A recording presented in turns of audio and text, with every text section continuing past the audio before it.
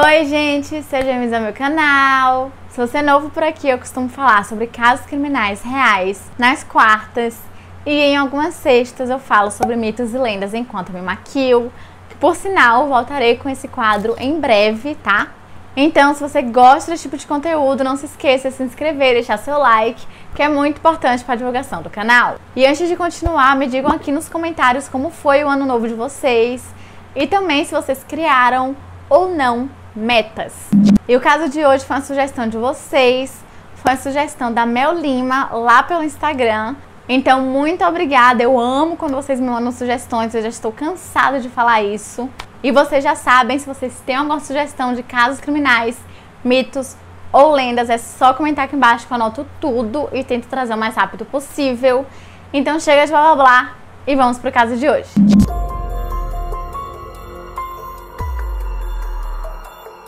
Lee Oates nasceu no dia 21 de agosto de 1979 em Honolulu, no Havaí. Seus pais, Vicky Felton e Donald Oates, eram militares que se conheceram enquanto trabalhavam na Califórnia. Em 1977, após um ano de namoro, eles se casaram e foram transferidos para a base militar de Honolulu. Infelizmente, o casamento deles terminou em 1981 devido a algumas diferenças que eles tinham e ambos seguiram caminhos separados. Enquanto Donald se mudou para a Alemanha, Vicky deixou as Forças Armadas e se mudou com Lee para Tupelo, em Mississippi, a fim de estar mais perto dos seus pais. E apesar de estar no exterior, Donald manteve um relacionamento ainda muito próximo com sua filha. E durante um verão, Lee o visitou na Alemanha, onde a dupla explorou o país. E logo depois, seu pai acabou se mudando para Fort Myers, no condado de Arlington, na Virgínia, fazendo com que ele pudesse passar muito mais tempo com sua filha. Lee e Vicky moravam em uma casa no número 105, na Honey Locust Drive, que ficava no final de um beco sem saída. E por um tempo, Vicky foi casada com um homem chamado Barney Yarbrough. No entanto, o casal acabou se separando e Barney se mudou para um apartamento ainda em Tupelo. Enquanto crescia, Lee era conhecida por ser gentil, extrovertida e inteligente, uma menina doce que era conhecida por seu amor por animais e pizza. Ela gostava especialmente de cavalos e havia demonstrado interesse em cavalgar. Ela também era conhecida como uma boa aluna, principalmente quando se tratava de matemática, mas dizia-se que exibia o que os outros chamavam de comportamentos perturbadores, como ficar inquieta, o que fazia com que outras crianças a evitassem. Eu não consegui encontrar outros comportamentos perturbadores que ela teria, mas eu particularmente não acho que ser inquieta é algo perturbador. No verão de 1992, ela estava com 13 anos de idade e estava prestes a começar a 8ª série na Tupelo Middle School. E ela também tinha um namorado de 11 anos chamado Jordan Morse, que estudava em outra escola, então eles não estudavam juntos, mas eles se ligavam todos os dias, né, pelo fato de eles não conseguirem se ver com muita frequência. Por volta das 8 horas da noite do dia 26 de agosto de 1992, Lee acabou voltando para casa após uma festa com seus amigos, mas a porta de sua casa estava trancada, o que indicava que sua mãe ainda não teria voltado do trabalho, e ela então decidiu ir até a casa de seus vizinhos para ver se ela poderia esperar sua mãe ali. Ela ficou na casa de uma de suas vizinhas até as 8h45 da noite, que foi mais ou menos a hora que sua mãe voltou do trabalho, e de acordo com a vizinha, nada parecia estar errado, e Lee estava feliz e falante como sempre. Naquela noite, os restos do furacão Andrew estavam começando a cruzar o Mississippi. Andrew foi um dos mais fortes furacões do Atlântico na história dos Estados Unidos naquele momento, causando danos históricos no sul da Flórida antes de passar pelo Golfo do México, pela Louisiana e atingir Tupelo como uma tempestade tropical. Andrew tinha enfraquecido significativamente desde que atingiu o sul da Flórida, então não fez muito mais do que causar uma forte tempestade no norte do Mississippi. E como Lee tinha muito medo dessas tempestades, ela acabou decidindo dormir com sua mãe naquela noite.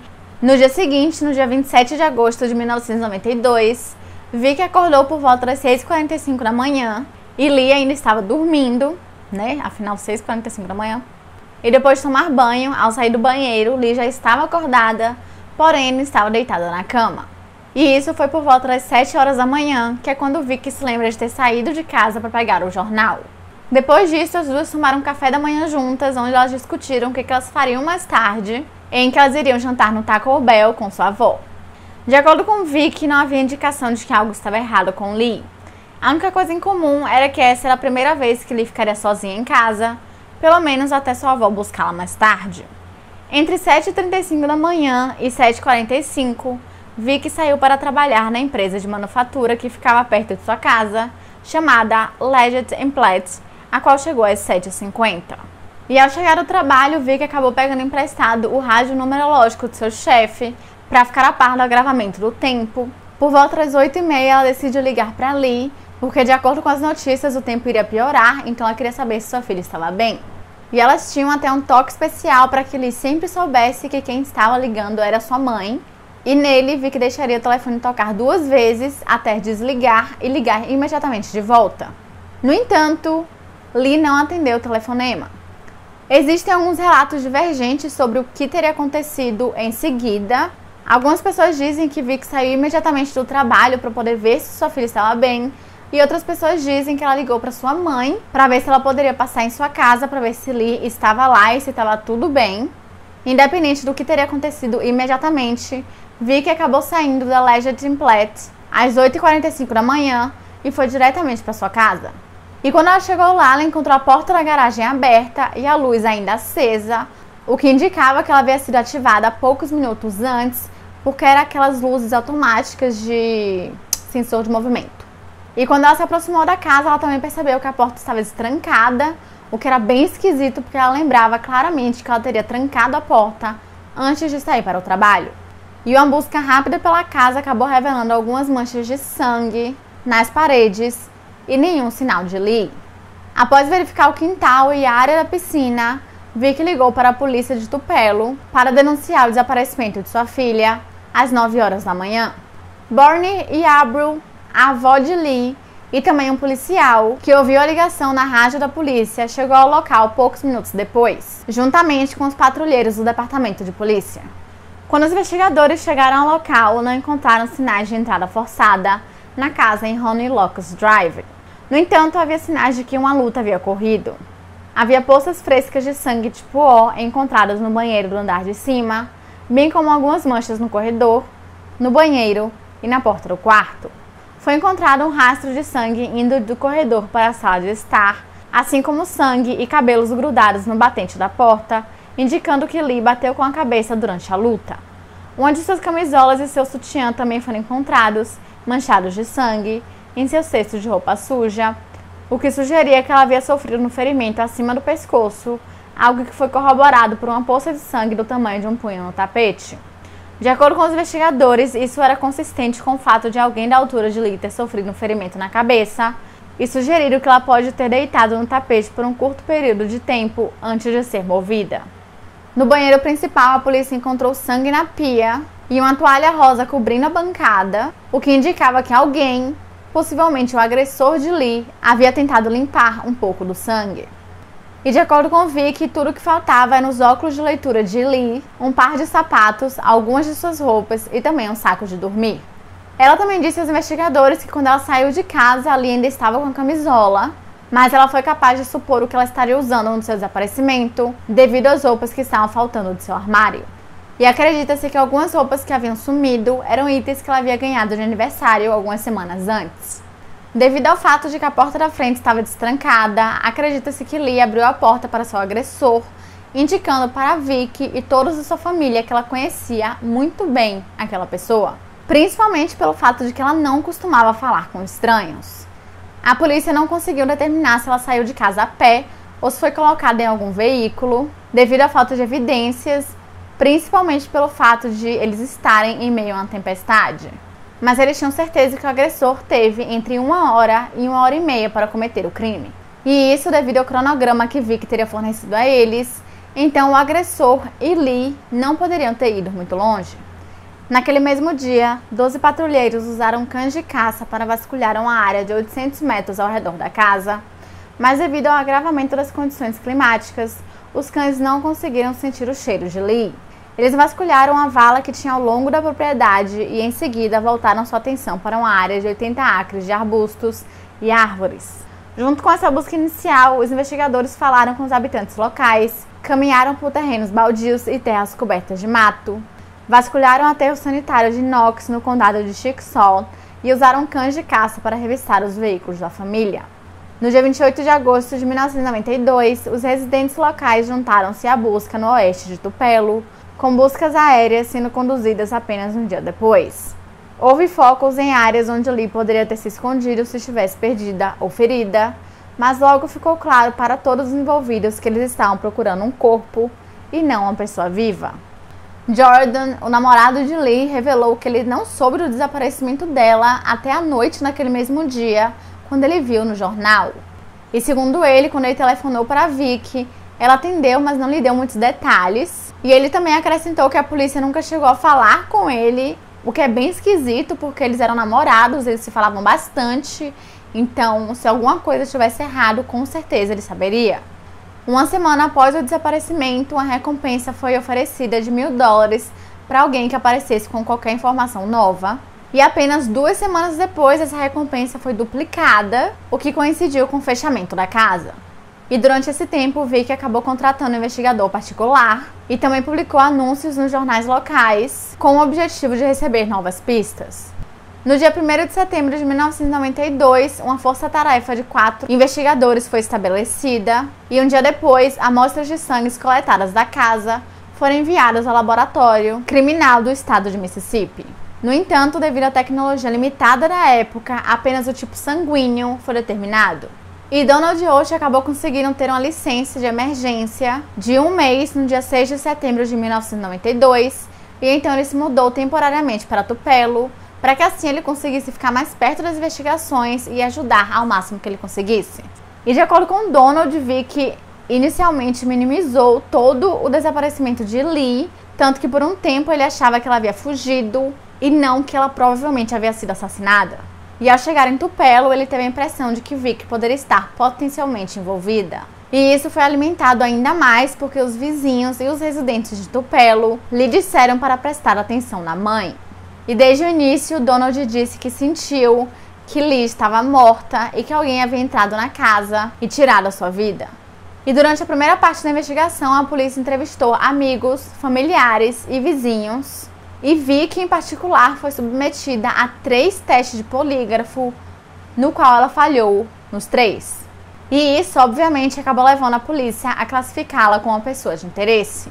Mas eu quero lembrar vocês que teste de polígrafo não é uma coisa muito certeira, então o fato dela ter falhado nos testes de polígrafo não quer dizer muita coisa, mas é o suficiente para que a polícia comece a investigar ela um pouco mais a fundo. Barney, Yarbrough e Donald também aceitaram participar de alguns testes de polígrafo, nos quais eles foram aprovados e foram descartados como suspeitos. E Barney foi capaz de fornecer um álibi substancial durante os seus dias de interrogatório, e ele também foi muito cooperativo durante as investigações.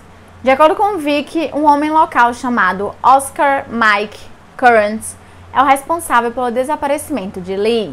Ele era professor da escola bíblica de férias e da escola dominical, que trabalhava na igreja luterana da Santíssima Trindade, da qual a família frequentava. Ele havia compartilhado o amor de Lee por cavalos e passeios a cavalo, e perguntou a Lee se ela gostaria de cavalgar algum dia.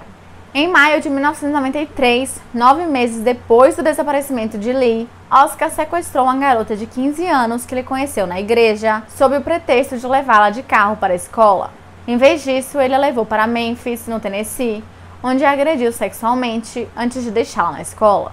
Ao chegar, ela contatou a polícia e ele posteriormente se declarou culpado e foi condenado a 24 anos, com 16 suspensos, mas cumpriu menos de 4, e foi libertado em outubro de 1997. E pouco depois de sua libertação, ele sequestrou um casal, onde ele abusou da esposa. E obviamente por conta disso ele voltou para a prisão, onde tinha sua libertação programada para 2019, mas eu não encontrei nenhuma informação sobre ele, então eu não sei se ele está solto ou se ele continuou preso. E em relação ao desaparecimento de Lee, ele se recusou a fazer qualquer entrevista ou até mesmo fazer um teste de polígrafo.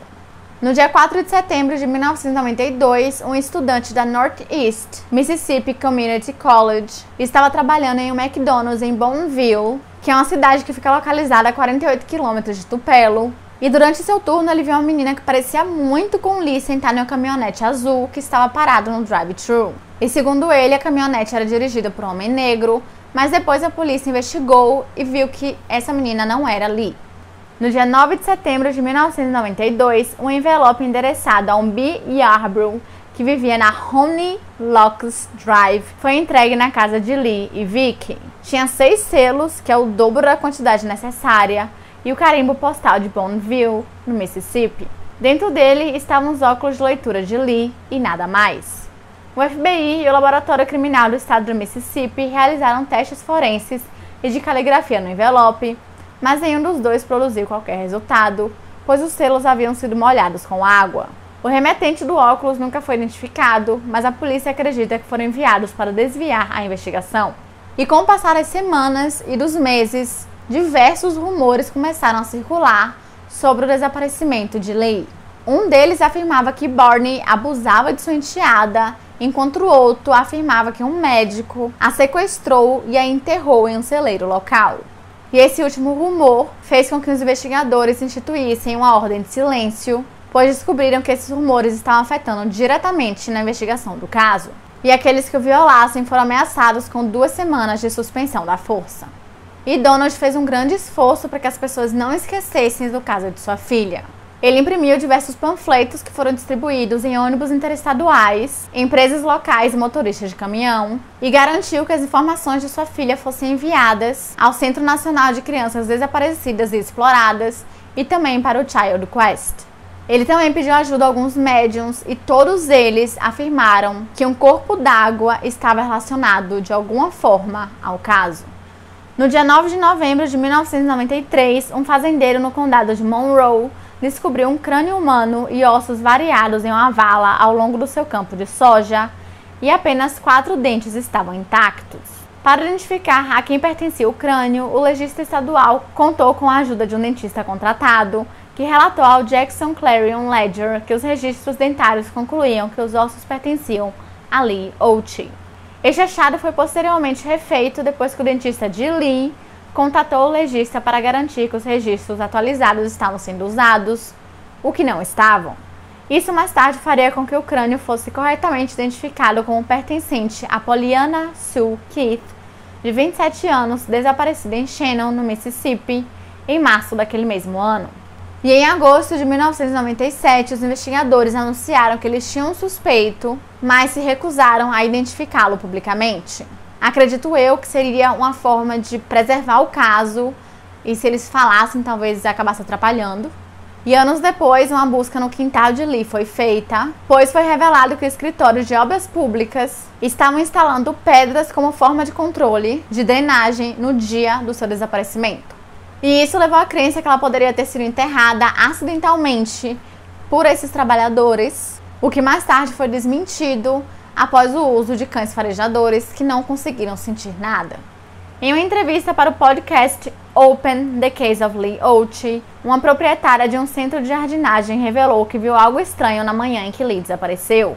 De acordo com ela estava dirigindo pela Honey Locks Drive quando viu um homem e uma mulher caminhando ao longo da estrada sob a chuva. Enquanto ela se aproximava deles, o homem puxou o capuz e passou o braço em volta dos ombros da mulher, puxando-a para perto dele.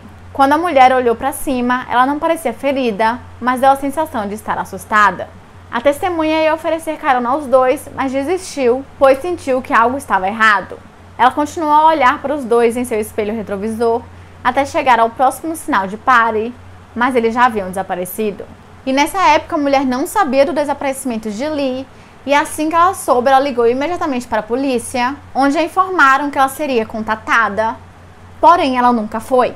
E quando questionada pelo apresentador no podcast, ela disse que um homem tinha uma estatura baixa, com uma constituição robusta, cabelos grisalhos e uma barba desalinhada.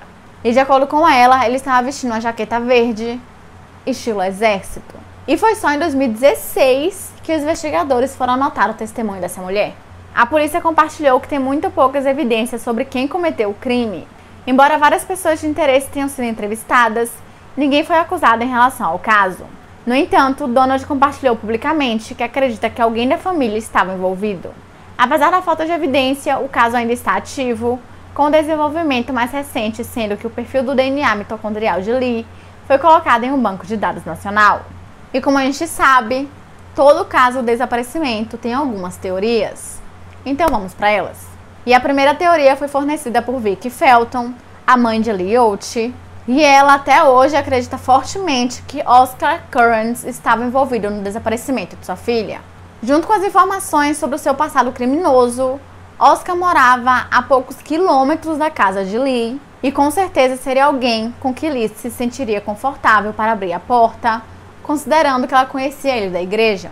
E de acordo com Vic, logo após o desaparecimento de sua filha, Oscar começou a agir de forma muito esquisita com ela, como por exemplo, ele evitava contato visual, mas ao mesmo tempo ele simplesmente aparecia na casa, do nada. A polícia de Tupelo e o FBI tentaram em diversas ocasiões falar com Oscar, mas ele rapidamente conseguiu um advogado e se recusou a falar. A certa altura ele até disse que faria o teste de polígrafo, mas seu advogado rejeitou a ideia. Além disso, os investigadores não têm nenhuma evidência que ligue Oscar Kearns ao desaparecimento de Lee Out. Outra teoria é que provavelmente a teoria mais forte desse caso até hoje, que é bem popular entre os moradores de Tupelo, é que Vicky estava envolvida no desaparecimento de sua filha. Havia diversos rumores sobre um suposto abuso de Vicky com sua filha, com colegas da menina dizendo que ela várias vezes chegava na escola com um humor sombrio e com um olho roxo. Ela ignorava os ferimentos, dizendo que eles ocorreram como resultado de ela ter sido atingida no rosto por uma maçã por um dos cavalos. E como Lee era conhecida por amar cavalos, ninguém questionou essa explicação na época. Outra colega de classe mais tarde contou que tinha visto Lee comendo frutas vermelhas no pátio da escola, e quando ela avisou sobre o potencial deles serem venenosos, Lee disse que não se importava. Ela falou com o conselheiro depois disso, mas insistiu a todos que estava bem. E muitas pessoas questionaram o comportamento de Vicky logo após o desaparecimento de Lee. Pareceu estranho o fato dela ter ligado para Lee pouquíssimo tempo depois dela entrar no trabalho, cerca de 30 minutos, sendo que ela literalmente havia acabado de sair de casa, então ela sabia que sua filha estava bem. E alguns dizem que ela pareceu indiferente ao curso da investigação. Além do fato de que também havia alguns fatores que pareciam esquisitos para os investigadores, incluindo o fato de que ela levou 15 minutos para ligar para a polícia, quando levaria apenas alguns minutos para ela verificar a casa e ver que tinha sangue ali, então já seria o suficiente para ela ligar imediatamente para a polícia. E também tinha a declaração de Donald que ele achava que tinha alguma coisa esquisita com Vicky logo quando ele chegou em Tupelo, quando ela não explicou a gravidade do que realmente tinha acontecido. Ele também disse que não viu Vicky chorar em momento nenhum e que também ela não ajudou nos esforços para encontrar Lee. Algo que outros investigadores que estavam no caso também concordaram. E apesar de tudo isso que foi dito, Vicky mantém sua inocência até hoje e que ela diz que ela não tem nada a ver com o desaparecimento de sua filha e que ela não se importa com o que as pessoas pensam, que ela está muito focada em pensar onde está sua filha. E aparentemente, de acordo com outros investigadores, ela tem ajudado bastante na investigação. A terceira e última teoria é que Barney Yarbrough, o padrasto, estaria envolvido no seu desaparecimento. E isso devido a alguns rumores sobre seu comportamento violento em relação à sua enteada. Um amigo da família alegou que ele havia ouvido que Barney havia chicoteado e batido em Lee, e Jordan, o namorado de Lee, disse que uma vez ela falou que havia sido trancada para fora de casa por Barney. Ele também alegou que ela havia lhe dito que estava com medo de seu padrasto e que ele gritava muito com ela, mas Vicky acrescentou que sua filha nunca havia expressado nenhum medo em relação a Barney para ela. O caso de Lee ficou tão grande que chegou a ser apresentado no Geraldo Rivera Show, no programa Nancy Grace e no 2020, além de ter sido coberto por diversos podcasts ao longo dos anos. Barney Yarbrough acabou falecendo em dezembro de 1996. Eu não consegui encontrar o que aconteceu com ele. E Vicky Felton se mudou para Tecumseh, em Michigan, pois seus pais haviam se mudado para lá, então ela queria ficar perto deles. E em entrevistas ela disse que espera que sua filha esteja viva, lembrando de seus momentos bons. Enquanto isso, Donald se casou novamente, teve uma nova família, e diferente de Vicky, ele espera que Lee esteja morta, porque ele sabe que se ela estiver viva, provavelmente ela não vai estar bem e feliz. E ele também espera que o autor do crime seja encontrado e que ele pague pelo que ele fez perante a justiça. E atualmente o caso de Lee Out é classificado como desaparecida em perigo, e devido à quantidade de sangue encontrada na casa, acredita-se sim que ocorreu um crime, e hoje em dia ela teria 40 anos de idade. E é isso, gente, esse foi o vídeo de hoje, eu espero que vocês tenham gostado. Se vocês gostaram, não se esqueçam de se inscrever e deixar seu like, que é muito importante para a divulgação do canal. E se você tem alguma sugestão de casos, mitos ou lendas, é só comentar aqui embaixo que eu anoto tudo e tento trazer o mais rápido possível. E é isso, até semana que vem!